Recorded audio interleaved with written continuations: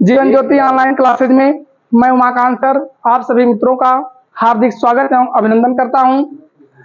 आज हिंदी शिक्षण को लेकर के हमारी दूसरी वीडियो होगी, लेकिन इसके पहले थोड़ा से हम लोगों के जीवन को ऊर्जावान, शक्तिशाली, मजबूत कार्यों के प्रति हमेशा तत्पर होने के लिए कुछ मोटिवेशनल बातें हैं।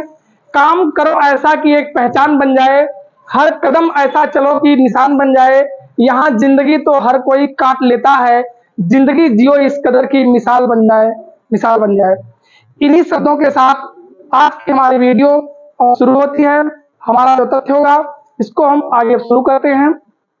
पिछले वीडियो में हमने यहीं से समापन किया था कि भाषा शिक्षण सूत्र की बात। इसके पहले हमने विधियों की बात किया था और यहाँ से आज हमको पढ़ना था भाषा शिक्षण सूत्र। तो सीटेट के लिए बहुत ही महत्वपूर्ण टॉपिक है भाषा शिक्षण सूत्र का। हम इसको देखते हैं। भाषा शिक्षण सूत्र, भाषा शिक्षण सूत्र का अर्थ प्रयोग जिसके द्वारा अध्यापक भाषा को पढ़ने में क्या करता है, आसान बनाता है। यानी जिसके द्वारा भाषा को पढ़ने में क्या बनाया जाए, आसान बनाया जाए, इसे ही क्या कहते हैं, भाषा शिक्षण सूत्र कहते हैं।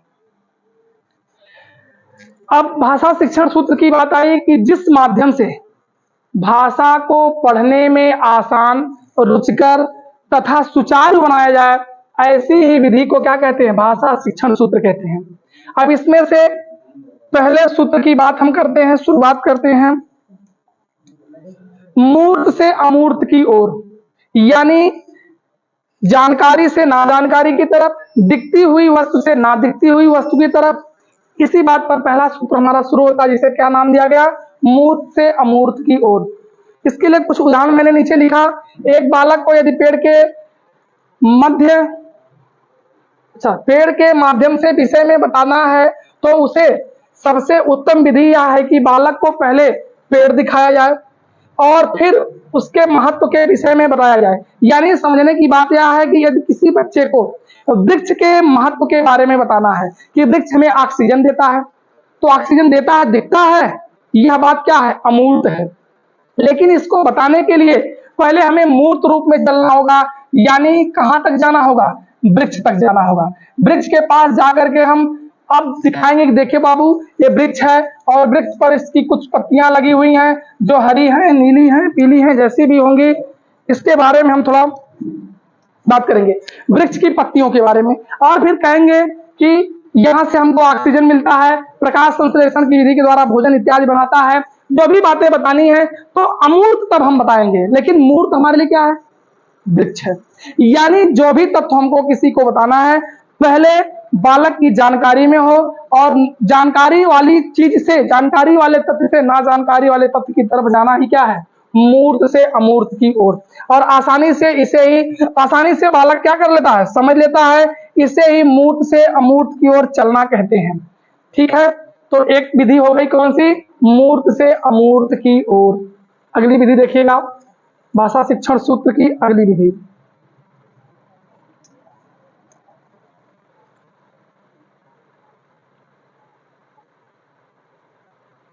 अगली विधि क्या है, सरल से कठिन की ओर, यानी आसान से कठिन की ओर।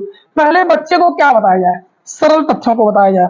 यदि बच्चा सरल तथ्यों को जानेगा तो आसानी से वह कठिन तथ्यों को समझ लेगा। तो यह विधि कौन सी है, सरल से कठिन की ओर। पहले यानी किस तथ्यों को बताया जाए, बच्चे को आसान तथ्यों को बताया जाए।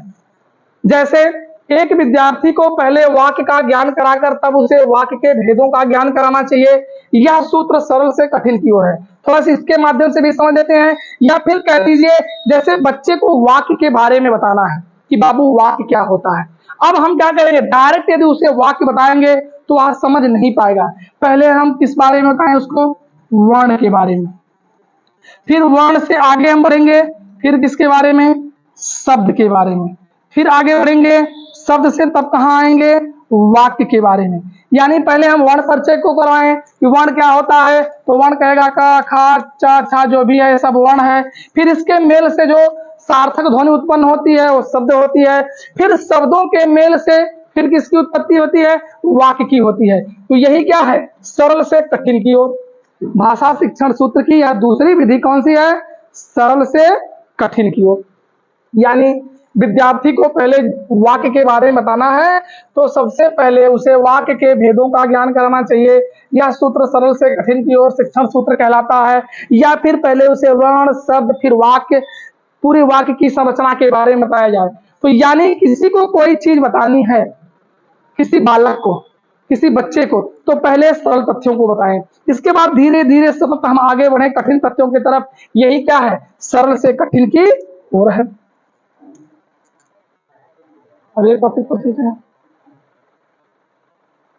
अगला क्या है, ध्यान दीजिएगा। अगला अगर कहा जाए तो ज्ञात से अज्ञात की ओर, यानी बच्चे के जानकारी में जो चीजें हैं उसको बताते हुए ना जानकारी की तरफ जाना, यही क्या है, ज्ञात से अज्ञात है। बात लगभग मूर्त से अमूर्त की ही तरफ है। जैसे अब यहाँ ज्ञात, अभी मैंने एक उदाहरण लिया, एक कलम का मूल्य यदि 5 रुपया है, यह चीज बच्चे को क्या है, ज्ञात है। तो 10 कलम का मूल्य क्या होगा, यह बच्चे को क्या है, अज्ञात है। अब वह कहेगा कि एक कलम का मूल्य 5 रुपए, तो 10 कलम का मूल्य अज्ञात है, जानकारी में नहीं है। तो पहली चीज क्या आई, ज्ञात आई, कि यदि हमें 10 कलम का मूल्य निकलवाना है तो पहले बच्चे को हम क्या करेंगे, एक कलम का मूल्य बताएंगे।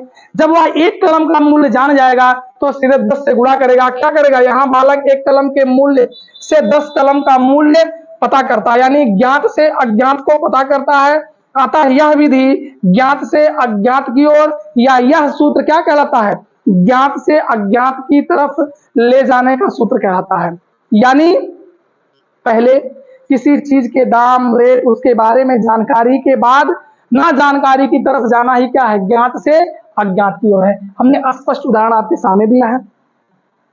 आगे चले, ध्यान दीजिएगा। इसके बाद क्या है, अगला है पूर्ण से अंश की ओर, यानी बच्चे को कुछ बताना है तो पहले क्या करिए, बड़े तथ्यों का अध्ययन कराइए, पूर्ण बात को बताइए, पूर्ण तथ्यों के बारे में। इसके बाद उससे संबंधित जो छोटी बात है उसका ज्ञान करवाइए। एक मैंने उदाहरण आपके सामने लिखा, यदि किसी बालक को नाक का ज्ञान कराना है तो अध्यापक को चाहिए कि वह सर्वप्रथम बालक के पूरे शरीर का चित्र दिखाए, सर्वप्रथम बालक के पूरे शरीर का चित्र दिखाइए, तब उसे नाक का ज्ञान कराए। अतः इसे ही पूर्ण से अंश की ओर शिक्षण सूत्र कहते हैं। जैसे अभी मान लीजिए नाक के बारे में बताना है तो पहले हम पूरे शरीर के स्ट्रक्चर के बारे में बताएं कि देखिए एक क्या है बाबू, ये शरीर है, व्यक्ति की शरीर है, ये हाथ हो गए, जैसे ये पैर हो गए, यहाँ से फिर ऐसे ऐसे गर्दन हो गई, आंख हो गई, यहाँ ये थ्रेडिंग हो गया, ये जुल्फी हो गई, इसकी बाल हो गए, और यहाँ क्या निकली है, नाक निकली। इसी के माध्यम से वो क्या करता है, सांस लेता है। तो पहले शरीर को बताइए कि शरीर है, शरीर में नाक यहाँ है, यहाँ से सांस लेता है, ऑक्सीजन हम लेते हैं, कार्बन डाइऑक्साइड छोड़ते हैं, कभी कभी सर्दी होने पर कुछ पिघले हुए आइटम भी बाहर निकालते हैं घी की तरह, कभी कभी लोग खींच भी लेते हैं। तो ये क्या हो गया, पूर्ण से अंश की ओर की बात हो गई।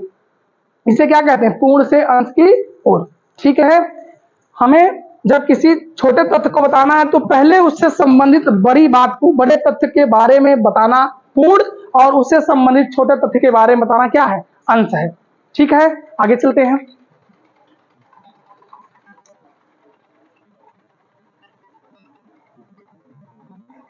अच्छा, ये तो हो गया ज्ञात से अज्ञात, कोई बात नहीं। ठीक है, आगे चलते हैं, देखते हैं विश्लेषण से संश्लेषण की ओर। यानी विश्लेषण और संश्लेषण, संश्लेषण का अर्थ होता है निचोड़ कह सकते हैं, या इसको हम क्या कह सकते हैं, निष्कर्ष कह सकते हैं। किसी चीज के निष्कर्ष को बताना है, निचोड़ को बताना है, तो पहले हम उसके पूरे स्ट्रक्चर के बारे में बच्चे को समझाएं, पूरे तथ्य के बारे में समझाएं। इसके बाद तब उसके छोटे से तथ्य उसके निचोड़ पर जाएं।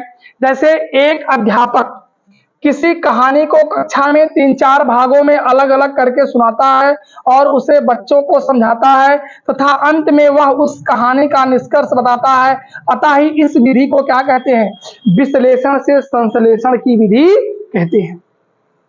जैसे बहुत सी कहानियों को आप पढ़े होंगे, कहानी को पूरा पढ़े होंगे, चाहे वो मंत्र हो या फिर कफन हो या कोई और कहानियों पढ़ने के बाद अंत में हम उसके निष्कर्ष को निकालते हैं। लेकिन निष्कर्ष कब निकालते हैं? जब तक हम उसका पूरा विश्लेषण नहीं कर लेते, पूरी उसकी व्याख्या नहीं कर लेते, पूरा उसको पूर्ण रूप से समझ नहीं लेते, यानी विस्तृत अध्ययन नहीं कर लेते, विस्तृत जानकारी नहीं दे देते, तब तक हम उसके निष्कर्ष की तरफ नहीं जाएंगे। तो पहले विस्तृत जानकारी के बाद निष्कर्ष यानी मेन टॉपिक पर पहुंचना ही क्या है? विश्लेषण से संश्लेषण है।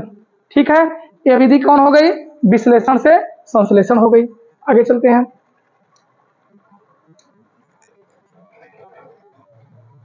अच्छा, अब ये तो अभी तक हमने आपको क्या बताया? कुछ विधियों के बारे में अध्ययन कराया, यानी विधियां क्या क्या थी जिन्हें हम शिक्षण सूत्र के रूप में जानते हैं। तो पहली विधि हमने कौन सी बताया? मूर्त से अमूर्त की ओर, यानी दिखती हुई वस्तु से ना दिखती हुई वस्तु की तरफ जाना ही क्या है? मूर्त से अमूर्त है, जानकारी से ना जानकारी की तरफ। इसके बाद अगला क्या था? सरल से कठिन की ओर, यानी विद्यार्थी को पहले आसान चीज बताइए, इसके बाद कठिनता की तरफ जाइए। जैसे वाक्य के बारे में बताना है तो पहले वर्ण शब्द, इसके बाद वाक्य के बारे में जानकारी देना। इसके बाद अगला जो था ज्ञात से अज्ञात, यानी बालक को जो जानकारी में है बालक के पहले ज्ञात करवाया जाए उसे, इसके बाद वह अज्ञात तथ्यों के बारे में जानकारी देगा। और सटीक उदाहरण हमने एक प्रस्तुत किया कि कलम का मूल्य यदि उसे 5 रुपया आप बता देंगे तो 10 कलमों का मूल्य क्या होगा? तो ये चीज तो उसके लिए क्या हो गई? ज्ञात हो गई, परंतु यह चीज उसके लिए क्या हो गई? अज्ञात हो गई। और ऐसा करते हुए ज्ञात से अज्ञात की तरफ बालक जाता है। इसके बाद अगला क्या था? पूर्ण से अंश की ओर, यानी पहले पूर्ण भाग को बताना और उससे संबंधित फिर छोटे भाग की व्याख्या करना, छोटे भाग के बारे में बताना। ये क्या है? पूर्ण से अंश की ओर है और यह एक महत्वपूर्ण शिक्षण सूत्र है। आगे फिर चलते हैं। ज्ञात से अज्ञात, तो वही बात पुनः आ गई। चलिए, 2 बार हो सकता है पीडीएफ में तैयार हो गया हो। अगला क्या था? विश्लेषण से संश्लेषण की ओर। इसको भी हमने बता ही दिया कि पहले विस्तृत व्याख्या, पुनः उसके निष्कर्ष को तभी आप बता पाएंगे। कहानी इत्यादि में पहले विश्लेषण और पुनः तब बालक किसकी तरफ जाता है? संश्लेषण की तरफ जाता है। तो आज का हमारा जो टॉपिक था, छोटा सा टॉपिक था हिंदी शिक्षण सूत्र को लेकर के, लेकिन हमने कहा इसको अलग 10-5 मिनट जो भी आपके सामने होगा, लेकिन इसका एक अलग वीडियो हो। तो आज हमने छोटा सा टॉपिक क्या बताया आपको? शिक्षण सूत्र के बारे में। शिक्षण सूत्र कहते किसे हैं इसके बारे में बता दिया कि वह विधि जिसके माध्यम से अध्यापक को पढ़ाने में सहायता मिलती है तथा आसानी होती है, ऐसी विधि को ही क्या कहते हैं? शिक्षण सूत्र की विधि कहते हैं, शिक्षण सूत्र कहते हैं। यह आज का हमारा अंतिम टॉपिक था। इसके बाद अगला जो वीडियो एक महत्वपूर्ण टॉपिक पर हमारा आएगा। ये मेरा काम है कि आगे हमको क्या पढ़ाना है उसके बारे में थोड़ा से जरूर आपको परिचित करवा देता हूं। अगला जो हमारा टॉपिक होगा क्या? अधिगम और अर्जन। बहुत ही महत्वपूर्ण टॉपिक है, क्योंकि अधिगम और अर्जन 2 टॉपिक को लेकर के छात्र हमेशा सशंकित रहता है, भयभीत रहता है कि क्या है अधिगम, क्या है अर्जन। बिल्कुल अधिगम और अर्जन इतना आसान कर दूंगा कि बड़ी आसानी से दांतों से फूट जाएगा, क्योंकि दांतों से जल्दी फूटता नहीं। तो अगला टॉपिक जो हमारा होगा किसको लेकर के? अधिगम और अर्जन को लेकर के। एक बार मैं पुनः कहूंगा कि आप लोग आगामी जो सीटेट की परीक्षा है इसके लिए हमारे इस कोचिंग संस्थान को अपना स्नेह देते रहिए। हम लोगों का जितना भी प्रयास होगा हम लोग आपके सामने प्रस्तुत करेंगे। और इसके बाद अगली जो मेरी वीडियो होगी अधिगम और अर्जन को लेकर के होगी। तो अगला टॉपिक हम आपके सामने प्रस्तुत कर दे रहे हैं। हमको जो पढ़ाना है क्या? अधिगम